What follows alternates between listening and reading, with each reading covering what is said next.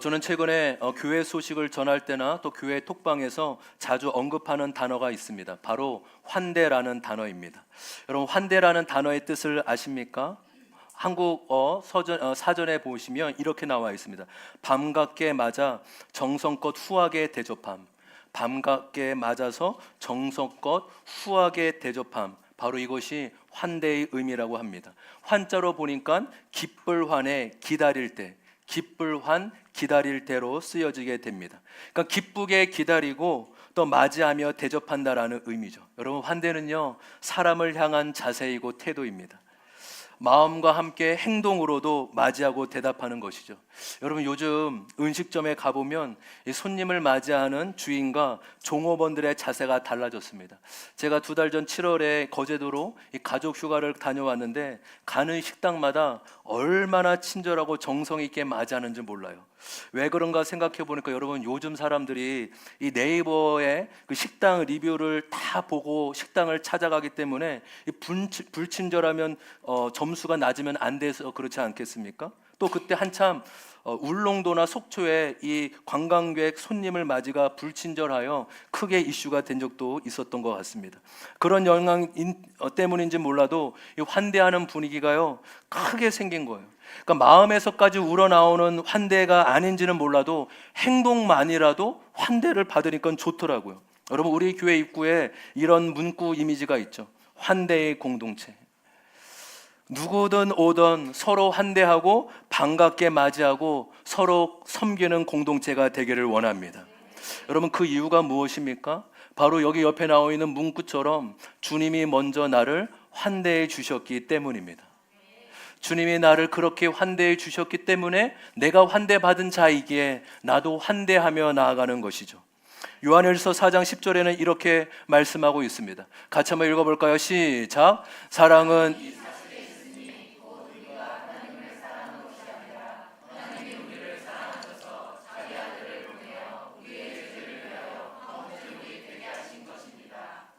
아멘.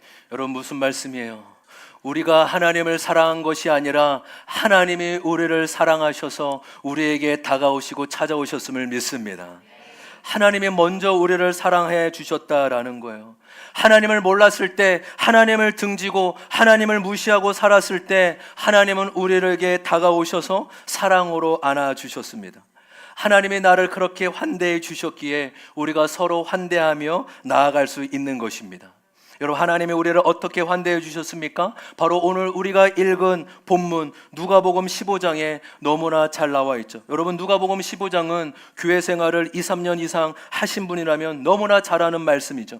누가복음 15장은 예수님께서 하나님 아버지가 어떠한 분이신지 우리에게 알려주시기 위한 쓴 비유예요. 다시 한번요, 이 비유가 예수님께서 왜 들으셨다고요? 하나님 아버지가 어떠한 분이신지 알려주시기 위해 바로 이 비유를 드는 거예요. 먼저 1절과 2절, 15장 1절과 2절 같이 한번 읽어보겠습니다. 시작. 세리들과 죄인들이 모두 예수의 말씀을 들으려고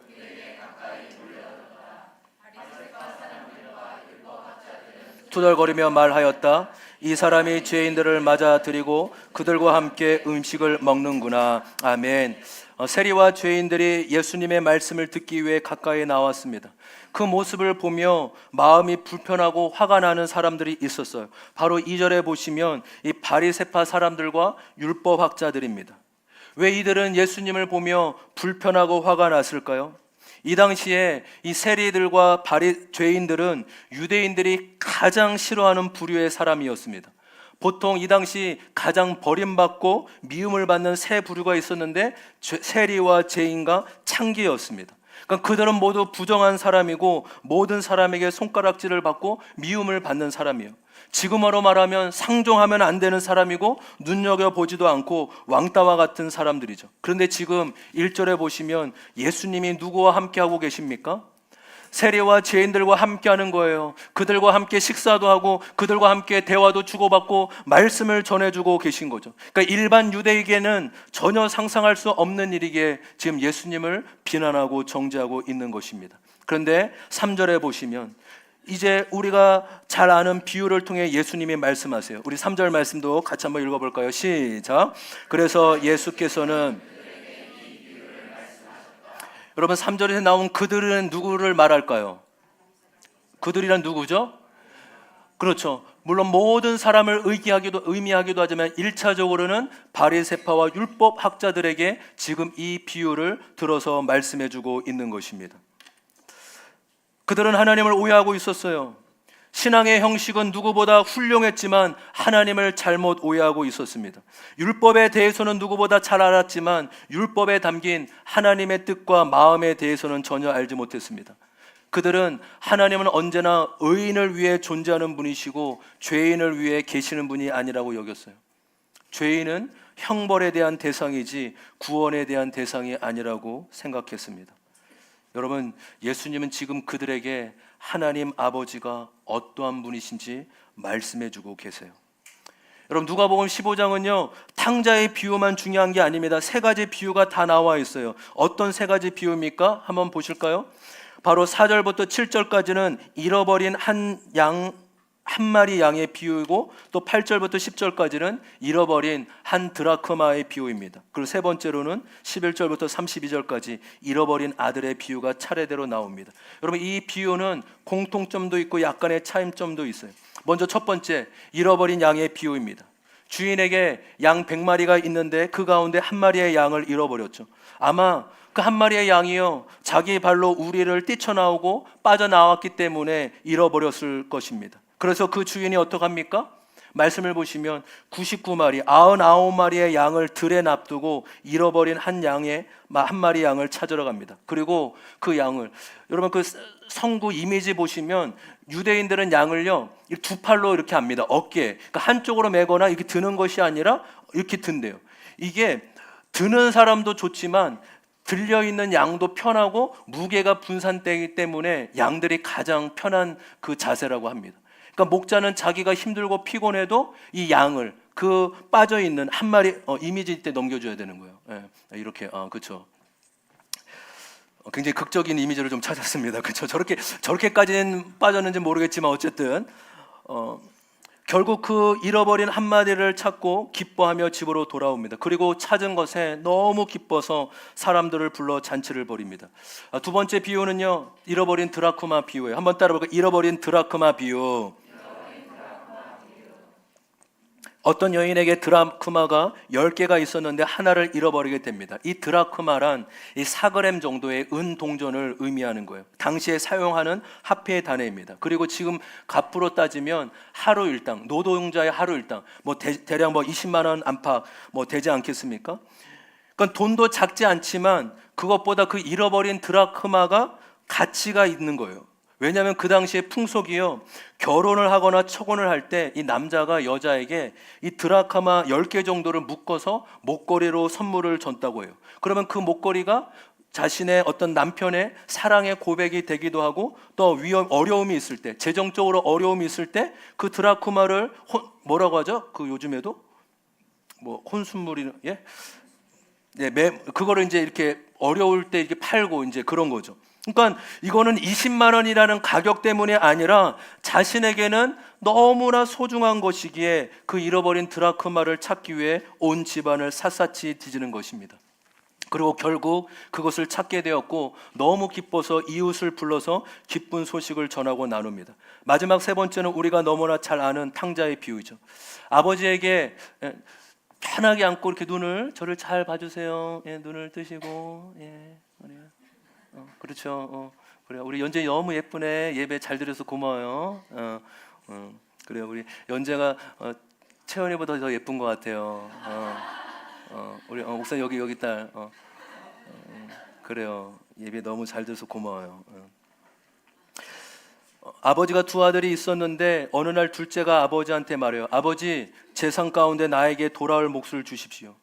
여러분, 유산이란 원래 아버지가 줄 때까지 기다렸다가 받는 것 아닙니까? 근데 지금 둘째 아들이 아버지가 주기도 전에 빼앗듯이 달라고 하는 겁니다. 이 말의 의미는, 유대인 그 당시의 의미는 아버지가 죽었으면 좋겠어요, 아버지가 내 아버지가 아니었으면 좋겠어요 라는 의미입니다.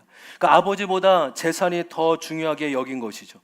그런 아들에게 아버지는 한마디의 꾸지람도 없이 그 재산을 내어줍니다. 아마 아버지는 알았던 것 같아요. 이 아들이 타일러도 말을 듣지 않을 걸 알기에 네가 몸소 직접 경험해보고 깨달으라고 해서 그런지 몰라도 그대로 다 내어줍니다. 아들은 그 재산을 받고 아버지를 멀리 떠나죠. 이제는 자신의 행복, 쾌락, 돈만이 목적이 되었습니다. 내가 이제 아버지를 떠나서 내 마음대로 살고 싶다, 내가 원하는 대로 살고 싶다 한 것입니다. 그러나 몇 달, 몇 년이 못 가 아들의 모습은 어떠합니까? 허랑방탕하게, 성경에 그대로 나와 허랑방탕하게 살며 재산을 다 허비하고 이제는 먹을 것조차 없는 때가 된 거예요. 여러분, 유대인들이요 지금도 가장 싫어하는 짐승이 돼지예요. 그들은 돼지를 가까이 하지 않습니다. 근데 지금 유대인이 돼지를 치는, 돼지를 먹는 것도 아니고 돼지를 치고 돼지를 보살펴야 되는 그런 처지에 둘째 아들이 놓이게 된 것이에요. 아버지를 떠난 인생, 얼마나 비참하고 비극적인지를 말씀해 주고 있죠. 결국은 죽을 지경까지 이르게 되어 그제야 정신을 차리게 됩니다. 아, 맞다, 나에게 아버지가 계시지.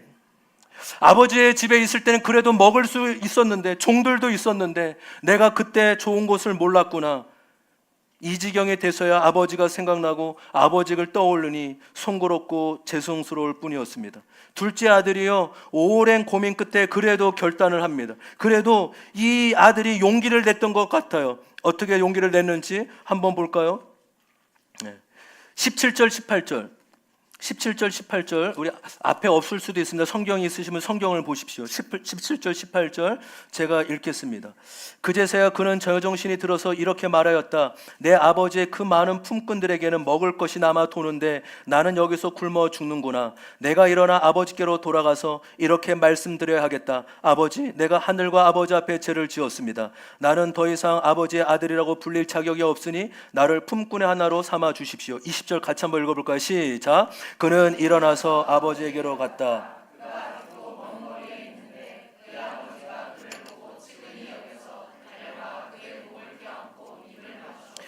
당자 인생 가운데 그래도 이 순간만큼은 자신의 죽을 지경이 되어서 아버지와 아버집이 떠올랐을 때 그래도 그가 마음의 결심을 하고 일어서게 되었습니다. 그래도 아버지께 돌아가자. 아버지께로 돌아가자. 아버지께 돌아가면 그래도 아버지는 나를 맞이해 주실 거야.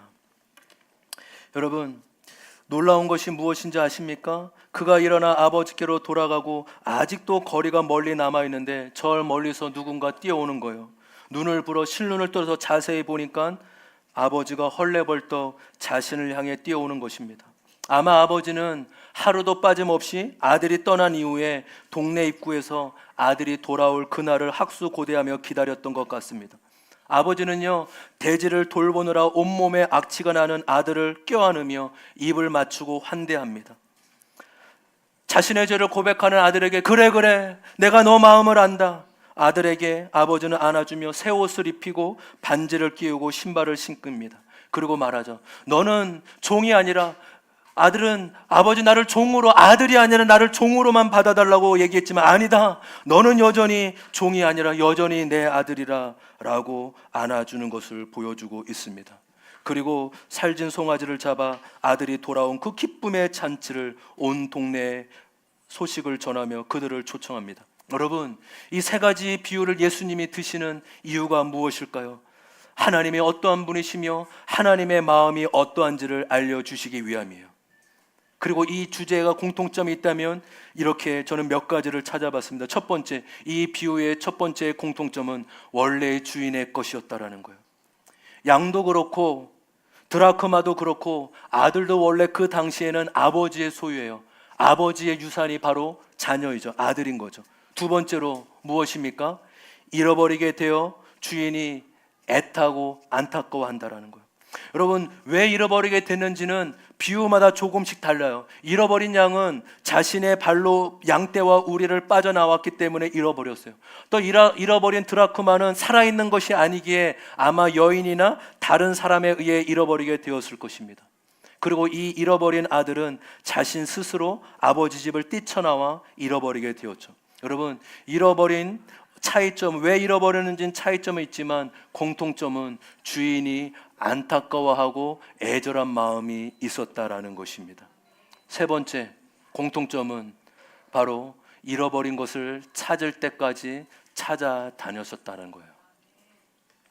물론 이제 과거형이지만 그냥 우리가 편하게 들으려고 이렇게 현재형으로 저는 동사를 좀 바꿨습니다. 여러분, 찾을 때까지 찾아다닌다는 것은 세번역이 아니에요. 개역개정으로 나와 있고 영어 성경 원어에도 그대로 until he finds it. 그는 그것을 찾은다. 언제요? 그때까지. until 찾을 때까지. she. 그 첫 번째는 잃어버린 양의 목자고 두 번째 she는 잃어버린 드라크마의 주인 그녀를 말하죠. 찾을 때까지 찾는 것이 바로 이 비유의 공통점이라는 거예요. 여러분 놀랍지 않아요? 찾을 때까지 찾아다닌다. 한번 따라볼까요? 찾을 때까지 찾아다닌다. 여러분 한번 생각해 보세요. 주인이 잃어버린 것을 찾았지만 양이 더 늘거나 수가 더 크게 증가한 것은 하나도 없습니다. 오히려 그것을 찾느라 시간과 체력과 에너지를 다 허비할 수밖에 없어요. 이해가 되지 않죠? 효율을 따지면 이해 타산에 전혀 맞지 않는 것입니다. 여러분 한 마리를 찾다가 들에 99마리를 놔두다가 더 잃어버리면 어떡할 거예요? 집안에 온통 며칠 동안 샅샅이 뒤지느라 생활도 안 되고 다른 사람 신경도 못 쓰고 건강도 해치면 어떡하겠어요? 아버지가 몇 날 며칠 몇 년을 아무것도 하지 못한 채 가족도 돌보지 못한 채 동네 입구에서 날마다 서설해서 둘째 아들을 기다렸다? 여러분 이것은 주인의 마음은 효율 때문에 아니라 사랑 때문에 그렇게 한 것입니다. 너무나 간절하고 애절하고 소중하기 때문에 그래요. 여러분 저는 종종 자신이 키우는 강아지를 잃어버린 주인을 본 일이 있죠. 한번 보세요. 개를 찾습니다. 10살이래요. 하얀 털. 자세히도 그냥 사진만 보면 알 텐데 설명이 얼마나 비슷한지 진돗개랑 비슷하게 생겼는데 짧습니다. 뭐 이렇게 쭉. 근데 놀라운 건 뭘까요? 전화번호가 3개나 돼요. 여러분 하나면 되잖아요. 왜 3개나 할까요? 온 가족이 한 명이라도 연락 안 되면 다른 사람으로 바로바로 연락하라고 우리가 그만큼 애절하게 찾고 있는다는 걸 보여준 거 아니겠어요? 보세요. 넘겨주세요. 개를 찾습니다. 참 현수막. 여러분 이 시각적으로 이 사람이 디자인을 아는 사람이에요. 제일 눈에 잘 띄는 색깔이 흰색, 빨간색, 노란색이에요. 얼마나 고민 많이 했을까요? 개를 찾는다고. 잡으려 말래요. 참 친절해요. 연락 달래요. 왜 그럴까요? 딸은 이렇게 이걸 있거든요. 유인물에. 걔가 놀란대요. 사람 보면 도망가는 강아지래요. 그러니까 잡으려고 하면 도망가니까 잡지 말고 연락 달라는 거죠. 제가 쭉 찾다가 가장 놀라운 것을 발견했어요. 가죽 같은 강아지 1,000만 원. 제가 궁금해서 서치를 해보니까 사연이 있더라고요. 이분이 반려견을 잃어버리고 생업도 포기한 채 1년 동안 찾아다니는 50대 여성이래요. 고성으로 휴가를 갔는데 잘못하다가 이제 강아지를 잃어버린 거죠. 근데 집으로 돌아오지 않고 그 고성에서 2주 동안 그 지역을 샅샅이 뒤진 거예요. 뭐 경찰에게 막 소방관에 요청했다는데 뭐 같이 했는데 그것까지는 모르겠습니다. 처음에는 100만 원 했는데 못 보니까 200만 원. 그리고 결국 1,000만 원까지. 그분이 개를 잃어버리고 공황 장애가 와서 약을 먹고 있다고요. 여러분 우리로는 이해가 됩니까? 다른 거 사면 되잖아요 좀. 여러분 이 얘기했다가 몽둥이로 맞을지 몰라요 저는. 다른 강아지 얼마나 예쁜 거 많아요. 잃어버리면 좀 살면 되잖아요. 근데 이것은 이해의 문제가 아니더라고요. 효율의 문제가 아니라고요. 가치의 문제고 사랑의 문제입니다. 사랑하니까 어떤 값을 치르고라도 찾고자 하는 거예요. 여러분 이 주인의 마음 아마 우리 개를 키우거나 고양이를 키우는 분도 동일하실 겁니다. 제가 그러니? 뭐 1,000만 원까지는 아니도 한 50만 원, 뭐 10만 원 이렇게 10만 원에서 못 찾으면 어쩔 수 없는 거야. 여러분 이것이 저와 여러분에게 일어난 일 아니에요? 하나님은 저와 여러분을 효율 때문이 아니라 사랑 때문에 구원의 은혜를 베풀어 주셨습니다. 형편없는 줄 안다고요. 별로 도움이 되지 않는 거 안다고요. 그럼에도 구원하신 이유가 무엇입니까? 도저히 이해가 되지 않습니다. 이해가 되지 않지만 무모한 사랑이 정답이에요. 여러분, 그래서 복음은 무모한 사랑이에요. 여러분 이해로, 머리로 이해하려고 하지 마세요. 이해는 안 돼요. 제가 언제 청년들하고 지난주 이제 계속 5주 동안 세가족반의 결론이 뭔지 아세요? 신앙은 이해로 믿는 게 아니라 믿음으로 믿으면 이해가 된다라는 거예요. 복음은 우리가 죽었다 깨나도 이해가 되지 않습니다. 효율과 논리로 전혀 이해가 안 되는 거예요. 그래서 복음은 무모한 사랑이에요. 이해가 되지 않기에 무모한 사랑인 것입니다. 여러분, 하나님의 그 사랑이 우리를 찾아오셨음을 믿습니다. 100마리 중에 잃어버린 양이 바로 나였고 10드라크마 중에 잃어버린 동전이 바로 우리 자신이에요. 하나님이 우리를 찾아오셨고 언제까지요? 찾고 찾을 때까지 저와 여러분을 찾아오신 것입니다. 나는 널 포기 못해. 나는 너를 어떻게든 찾고 말 거야. 나는 어떻게든 너를 내 품으로, 내 백성으로 삼고 말 거야 하시는 분이 우리 하나님이심을 믿습니다. 저는 최근에 일어난 2가지 사건을 통해 하나님의 이 진리와 마음을 깊이 경험하게 되었습니다. 우리 지난 주일 우리 안학년 집사님께서 하나님의 부름을 받고 장례를 치렀습니다. 직분은 집사였지만 오랜 시간 동안 신앙생활을 쉬셨다고 합니다. 그리고 작년 10월 11월쯤에 말기암 성공을 받으셨고 투병 생활을 하셨습니다. 그런데 놀랍게도 이 암투병으로 인해 주님께 돌아오셨다는 사실이에요. 안미연 집사님께서 오랫동안 언니의 영혼을 위해 기도했고 또 우리 안학년 집사님의 절친인 분이 있는데 신앙생활을 너무 아름답게 하시는 분이 늘 기도하고 만날 때마다 복음을 전하셨다고요. 그리고 저도 2달 전에 가정에서 예배를 드리고 복음을 전하고 오랫동안 떠났던 그 주님을 다시금 마음 깊이 영접하는 일이 있었습니다. 돌아가신 것에 대해서는 마음이 아프지만 암투병이 하나님께 돌아오는 은혜의 사건이 되었다라는 것입니다. 여러분, 성경은 구원의 가치가 그 어떤 것으로도 비교할 수 없는 최고의 가치임을 우리에게 보여주고 있습니다. 장례 때도 많은 성도님들이 와주셨고 위로와 소망을 건네주셨어요. 가족과 자녀분들이 아직 믿지 않는데 그 말을 해요. 인사한다고 우리 2 자녀와 남편분이 오셨는데 따님이 저를 보고 막 우는 거예요. 너 왜 우냐고 물으니까 목사님 보니까 엄마 생각이 그렇게는 안 돼요. 고개를 못 들어요. 저를 보면 엄마 생각난다고. 제가 안양년 집사 하나도 안 닮았거든요. 근데 저를 보면 왜 엄마 생각이 난다는지. 여러분, 이거야말로 은혜가 임한 건 아니에요? 그 가정 가운데 구원의 은혜. 엄마 그 암투병을 통해 하나님께 돌아왔고 이제 남은 남편과 2 자녀와 많은 친척과 가족들이 그 장례를 통해 주님의 구원의 은혜가 임하기를 소망합니다. 또 주님은 그렇게 일하셔 주실 줄 믿습니다. 2주 전에 한 청년 형제로부터 연락이 왔습니다. 자신의 친한 사촌 누나가 있는데 매형이 희귀 뇌조영에 걸렸다는 거예요. 그래서 1년이 채 남지 않았는데 예배를 드려달라고 와서 복음을 전해달라고 부탁이 왔습니다. 그래서 지난 화요일에 울산을 다녀왔어요. 내려가면서 그 사촌 매형에 대해서 얘기를 들었는데 올해 6월 달에 2-3달 전이죠. 퇴근하고 잠을 들고 다음날 일어났는데 말이 좀 맞지 않대요. 왜 그렇지? 어제 컨디션이 안 좋나? 그래서 다른 말이 나와서 이상하다 이상했는데 하루 이틀 지나도 이상해서 울산 병원에 가보니까 병명을 찾지 못했어요.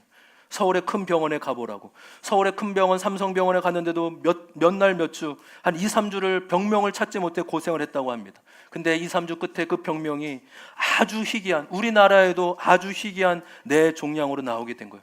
발병 후에 1년 안에 사망하게 되고 뇌가 이 광우병처럼 뇌가 폐인 것처럼 점점 작아지고 결국에 죽음을 맞이하게 된다는 거예요.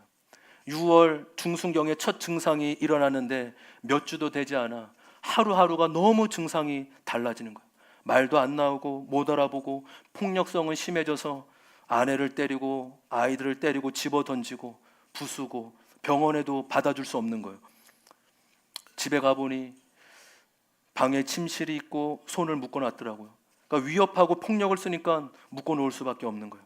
그분의 나이가 51세예요. 저와 여러분 나이 또래가 되지 않겠어요?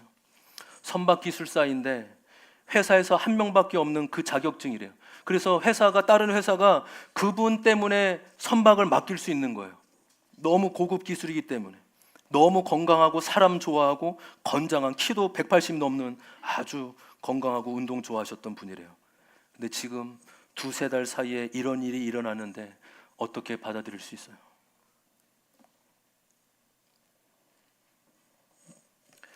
참 감사하게 아내분이 참 씩씩하시더라고요. 아마 어쩌면 현실이 너무 힘들고 무거워서 지금 당장 감당하기, 그래도 웃으면서 저를 맞이하고 얘기를 1시간 동안 주고받고. 그 믿는 분이 아니에요. 처음 목사라는 사람, 뭐 주변에 봤겠지만 예배라는 것도 처음 들은 거예요. 제가 위로해드리고 말씀을 나누고 예배를 드렸어요. 우리는 육체만이 아니라 영혼을 지닌 존재입니다. 하나님은 기적을 베풀어 주시지만 기적을 베풀어 주시지 않는다 하더라도, 죽음을 맞이한다 하더라도 영원한 생명을 얻어야만 합니다. 저는 이 가정 가운데 하나님께서 찾아오신 구원의 사건이라고 바라봅니다. 하나님은 우리에게 이 땅에서 60년, 70년, 100년의 삶이 아니라 영원한 삶, 영원한 생명을 주시는 분이십니다. 아내분과 아들이, 제가 얘기했어요. 아버지가 대답할 수 없고 할 수 없으니 아내와 아들이 아버지를 대신해서 영접 기도를 같이 하자고. 하나님께서 그 국률의 마음을 받으셔서 아내와 아들의 고백이 아버지의 고백이 될 거라고. 그래서 그분들이 그 고백을 듣고 따라하고 그대로 기도하였습니다. 다 잘 키웠더라고요. 수의대 보내고 딸도 휴학 가서 내려오고 아들이 고2예요. 아들이 어떻게 할지, 아버지가 한두 달 사이에 달라진 모습을 보고 어떻게 할지를 모르는 거예요. 제가 얘기했어요. 얘야, 아빠 많이 안아드리렴. 아빠 많이 안아드리고 아빠 괜찮다고, 아빠 안심하라고, 네가 안아주면 아빠가 힘이 될 거라고 그렇게 건네줬어요. 우리 박태현 성도님 가정이에요. 여러분 기억하셔서 기도해 주시면 좋겠어요. 박태현 가정입니다. 하나님은 찾으실 때까지 찾으시는 분이세요. 하나님은 자신이 택한 백성을 어떻게든 찾으시고 찾아오십니다. 세상에서 병에 걸려도, 사업에 실패하고 말로 설명할 수 없는 고난을 당한다 하더라도 그것을 통해 찾아오시고 다가오시는 분이심을 믿습니다.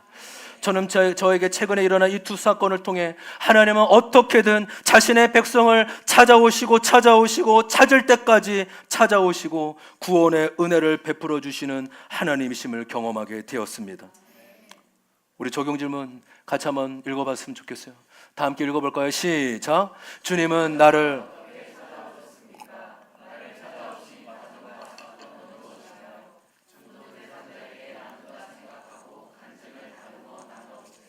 전 이번 주 여러분, 하나님이 여러분에게 찾아오신 그 구원에 다 있잖아요. 고난의 사건, 주님이 나를 찾아온 사건,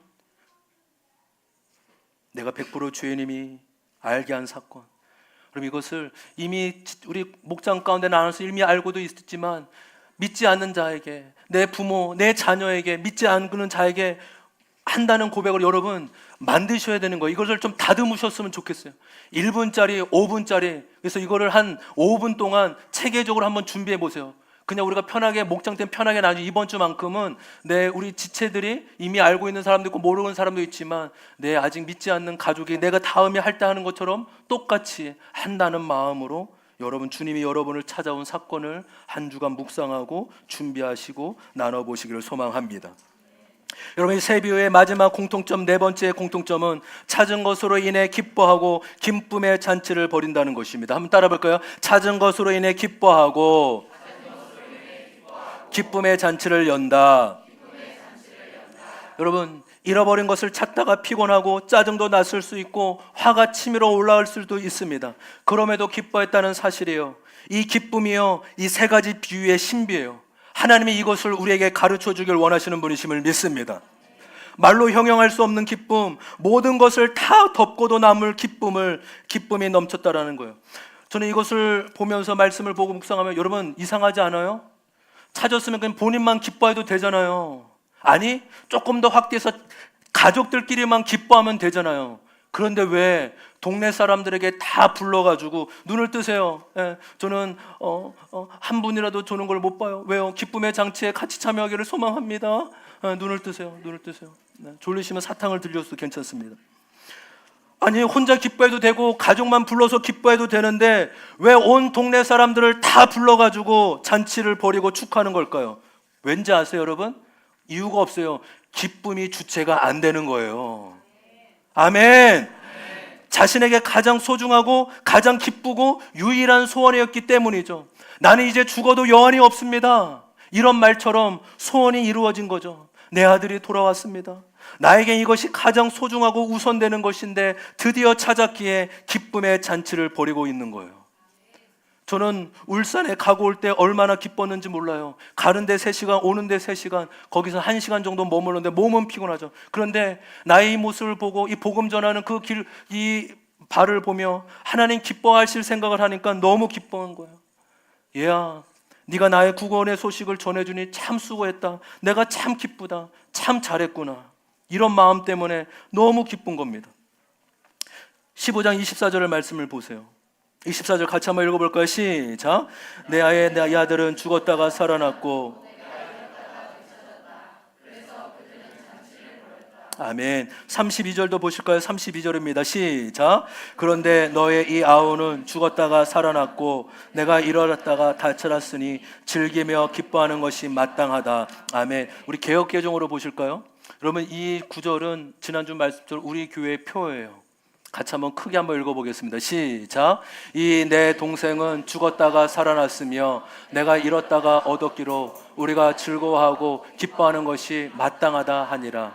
여러분, 우리 교회 표현이 외워보면 어떻겠습니까? 다 전체 길면 다 외워보기 어려우면 두 번째부터라도 둘째 줄, 셋째 줄만이라도 외워봤으면 좋겠어요. 내가 잃었다가 얻었기로 우리가 즐거워하고 기뻐하는 것이 마땅하니라. 내가 잃었다가 얻었기로 우리가 즐거워하고 기뻐하는 것이 마땅하다 하니라. 여러분, 마지막 보세요. 3번이나 이 기쁨의 용어를 3번이나 반복하고 있는 거예요. 즐거워하고 기뻐하고 그것이 마땅하다. 기쁜 게 당연한 거 아니니? 내가 이렇게 기쁨이 넘쳐서 들썩거리고 잔치를 베푸는 게 당연한 거 아니기라고 하시는 것입니다. 여러분, 탕자의 뷰에서 하나님 아버지는 어떠한 분이십니까? 잃어버린 자를 기다리시고 달려가시고 입을 맞추고 돌아오면 뜰 듯이 기뻐하시는 분이심을 믿습니다. 저는 요즘 너무 기뻐요. 우리 연재와 도연이가 와서 얼마나 기쁜지 몰라요. 연재야, 이거 하나 줄게. 정말 기뻐요. 청소년들이 주님께 돌아오기, 우리 엄마가 용돈 준다고 여러분 2만 원 준다고 오겠어요? 요즘 애들 2만 원 준다고 안 와요. 근데 얼마나 저는 연재의 마음을 하나님이 만져주시고 은혜를 베풀어 주신 거로 믿어요. 우리 사춘기 때는 그 언급하는 거 별로 안 좋아하는데 한 달 동안은 안 할게. 오늘 많이 했으니까 연재야. 한 달 동안 안 하고 그래. 기쁘다고요. 하나님은 하나님의 잃어버린 자녀, 잃어버린 영혼이 돌아올 때 기쁨을 감추지 못하시고 기쁨의 잔치를 벌이십니다. 저는 우리 교회가 하나님의 기쁨에 참여하는 공동체가 되면 좋겠어요. 저는 우리 성도님들이 하나님의 기쁨에 동참하며 기쁨을 누리는 자가 되었으면 좋겠습니다. 이 기쁨은 신비라고요. 여러분, 결코 쉽지 않아요. 수고도 따릅니다. 시간과 돈도 많이 듭니다. 헌신과 대가도 지불해야 돼요. 때로는 무시와 박해도 받을 수 있습니다. 그러나 그 가운데 세상이 알 수도 없고 줄 수도 없는 영적인 기쁨을 맛보게 될 줄 믿습니다. 그렇게 여러분, 하나님이 가장 기쁘시게 해드리는 것이 영혼 구원이에요. 하나님은 하나님께 돌아오는 것을 가장 기뻐하십니다. 교회의 존재 목적은 영혼 구원에 있습니다. 주님을 모르는 자를 주님께 인도하는 데 있습니다. 여러분, 교회의 모든 예배, 모든 사역, 모든 행사는 영혼 구원에 초점을 맞춰야 될 줄 믿습니다. 여러분, 영혼 구원에 크게 상관이 없으면 해도 되고 안 해도 되는 거예요. 여러분, 교회 내에 수많은 사역과 조직과 행사들이 있지 않습니까? 그 방향과 초점은 언제나 뭐라고요? 영혼 구원이라고요. 왜요? 하나님이 가장 기뻐하시는 일이기 때문이에요. 제가 참 감사해요. 우리 남성교회 회원분들이 이 교회를 섬기고 서로를 더 섬기고자, 지체들을 더 섬기고자 모이려고 해요. 또 회비도 걷고 회칙을 만들려고 합니다. 아직 교회도 회칙이 없는데 만들려고 해요. 맞아요, 필요해요. 여러분, 원칙과 기준은 있어야 돼요. 근데 여러분, 회칙이 왜 있어야 되는지 알아요? 영혼 구원 때문이에요. 여러분, 남성교회, 여성교회 왜 있는지 알아요? 영혼 구원 때문에 있는 겁니다. 아멘. 크게 하세요. 아멘. 교회의 모든 사역과 조직은요, 딱 하나라니까요. 영혼 구원을 있어서 이것이 영혼 구원을 위해 있다? 필요하다? 해야 되는 거예요. 돈이 아무리 많이 들어도. 근데 이건 영혼 구원과 크게 상관없다? 해도 되고 안 해도 되는 거라고요. 여성교회 왜 존재해야 돼요? 밥하기 위해서요? 밥이 맛있어야 교회가 웃음이 넘치고 부흥이 됩니다. 여러분, 요즘 젊은 친구들은요, 주는 대로 먹지 않는 대로요. M세대들의 가장 큰 특징이 뭔지 아세요? 주는 대로 먹지 않고 자기가 먹고 싶은 대로 먹는데요. 우리 청년들, 청소년들 잘 들으세요? 주는 대로 드세요?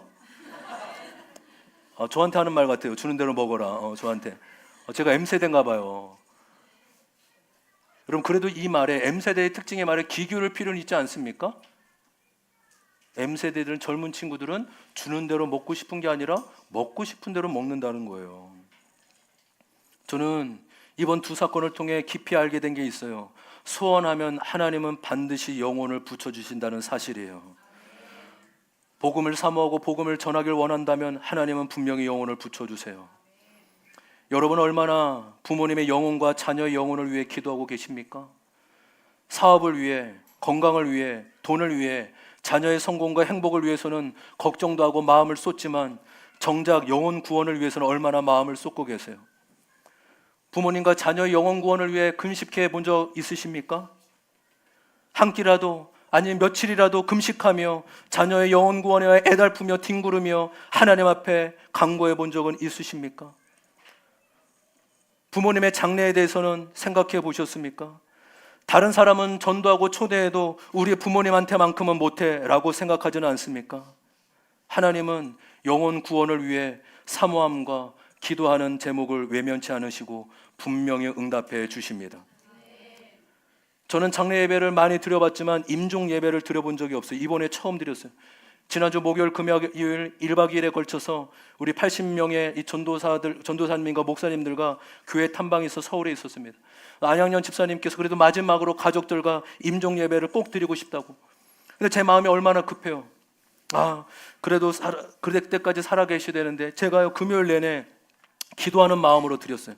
새벽 1시에 넘어 대전에 내려올 수 없기 때문이죠. 그리고 감사하게 다음날 토요일 오전 11시에 임종 예배를 드리고 정확히 1시간 후에 12시쯤 소천하셨습니다. 여러분, 목회자도 성도가 간절히 요청하면 어떻게 제가 금요일 내내 눈은 교회들을 보고 있지만 마음은 주님 조금만 더 생명을 연장시켜 주시옵소서. 가족들과 한 번이라도 더 임종 예배를 드릴 수 있도록 은혜를 베풀어 주시옵소서. 기도하는 마음뿐이었다고요. 여러분, 목회자도 이런 마음이라면 하나님 아버지는 어떻게 계셨어요? 사모하고 간구하고 요청하면 주님은 반드시 들어주시는 분이심을 믿습니다. 여러분, 한 주간 좀 금식해보면 어떻겠어요? 남편의 영혼을 위해, 자녀와 부모님의 영혼을 위해 금식하며 하루라도, 아니야 최소한 한 끼라도 금식하며 주님, 우리 남편과 우리의 부모님 영혼 제발 구원 좀 시켜달라고, 제발 주께 돌아오게 달라고. 주님은 그 간청에 외면치 않으시고 응답해 주시는 분이세요. 저는 이제 우리 교회가 3년 반이 지났어요. 저는 하나님이 참으로 귀한 개척 멤버들을 지금까지 많이 보내주셨습니다. 그래서 저와 여러분은 개척 멤버로 자신의 의지와 상관없이 중요한 사람들이에요. 한번 인사해 봤으면 좋겠어요. 당신은 참으로 중요한 사람입니다. 왜요? 개척 멤버이기 때문에 모델이에요. 앞으로 오시는 분들은 저와 여러분을 보며 신앙을 배우게 될 거예요. 하나님 앞에 어떻게 예배하고 어떻게 신앙생활하는지 보게 배우게 될 거라고요. 그러니 이제는 우리가 잃어버린 영혼에 대해 마음을 쏟아야 됩니다. 주님을 모르는 그 한 영혼을 위해 간절히 기도하고 섬기고 전도해야 됩니다. 저는 한 번도 교회 인원 숫자를 목표로 삼고 싶지 않습니다. 아마 앞으로도 수치를 내걸고 이렇게 하지 않을 것 같아요.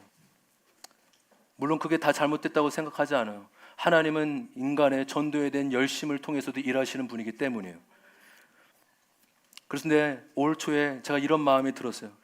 우리 교회가 이것만큼은 수치로 목표를 뒀으면 좋겠다라는 마음이 들었어요. 바로 이 세 가지예요. 우리 조이풀 공동체의 목표. 첫 번째는 세례자예요. 전 교인의 10%. 우리 교회가 50여 명, 60여 명의 예배를 드린다면 세례자는 최소한 5명은 있어야 되는 거예요. 주님은 그냥 교회 다닌 사람이 또 건강하고 더 성숙과 거룩을 이루게 오는 것도 기뻐하시지만 주님을 모르는 자가 주님을 믿어 거듭나 새 생명 얻는 것을 가장 기뻐하시기 때문이죠.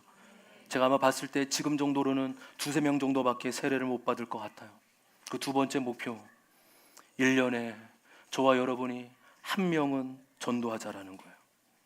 주여, 내가 한 명이라도 전도하게 하여 주옵소서. 못하면 안타까워요. 주님, 내가 그래 1년에 한 명은 내가 그리스도인으로서 예수를 믿는 자로서 전도해야 되는데 내가 전도하지 못했군요. 주님, 나에게도 영혼을 붙여 주시옵소서. 복음을 전하게 하여 주시옵소서. 구원의 열매를 맺게 하여 주시옵소서. 마지막 세 번째, 목장의 분가요. 여러분, 목장은 영혼 구원을 위해 열려 있어야 될 줄 믿습니다. 우리끼리 모이고 우리끼리 나누는 것은 언제나 한계가 있어요. 영혼이 와야, 주님을 모르는 영혼이 와야 생명이 흘러넘치게 될 줄 믿습니다. 그래서 여러분, 누가 와도 환영하는 분위기가 교회에도 있어야 되고 목장도 열려 있어야 돼요. 여러분의 목장은 어떠세요? 누군가에게 열려 있는 목장입니까? 나는 나와 맞는 사람만 왔으면 좋겠어. 그것은 하나님이 기뻐하지 않습니다. 우리의 교회와 우리의 목장이 언제나 열려 있는 그런 교회 공동체가 되기를 소망합니다. 우리의 공동체가 하나님의 기쁨에 참여하며 동참하는 공동체. 하나님은 한 영혼, 주님을 모르는 한 영혼이 주께 돌아와 구원 얻기를 간절히 원하고 계십니다. 여러분, 우리 교회가 매주마다 하나님의 기쁨의 잔치가 열리는 은혜가 있었으면 좋겠어요. 장시간 주님을 떠난 자가 주님께 돌아오고 교회를 안 해본 자가 처음으로 교회 오는 이 놀라운 기쁨의 소식. 우리 마지막으로 적용 질문 같이 한번 읽어볼까요? 적용 질문입니다. 다 같이 읽습니다. 시작. 나는 영혼을 전도해 본 적이 있나요?